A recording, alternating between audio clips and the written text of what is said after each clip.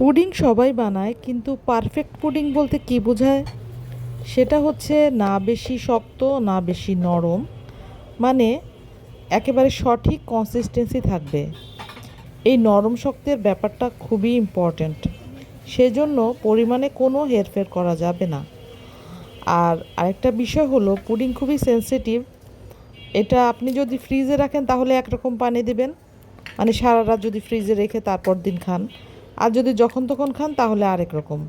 তো আমি আজকে দেখাচ্ছি, ধরেন আগের দিন বানিয়ে রাখবেন, ফ্রিজে রেখে পরের দিন খাবেন, এরকম পুডিং। 5টা ডিম, 1 কাপ গুঁড়া দুধ, 1.25 কাপ পানি, আর চিনি যার যার স্বাদ মতো, সাথে একটু ভ্যানিলা এসেন্স। ব্যাস, এগুলোকে ব্লেন্ডারে ব্লেন্ড করে এই যে ছেঁকে নিচ্ছি। ছেঁকে নেওয়াটা খুবই ইম্পর্ট্যান্ট। এখানে আপনি ক্যারামেল তৈরি করে নেবেন। আমি 4 টেবিল চামচ চিনি দিয়ে ক্যারামেল করেছিলাম। আর এবার এটা এখানে দিয়ে দিচ্ছি। প্রেশার কুকারে 20-22 মিনিট আমি জালে রাখবো, তাতেই মোটামুটি হয়ে যাবে, আর না হলে আর একটু বাড়িয়ে নেবেন। ব্যাস, এবার আমার পুডিং হয়ে গিয়েছে, এই যে দেখেন। এখন আমি এটাকে ধীরে সুস্থে সুন্দর করে আনমোল্ড করব।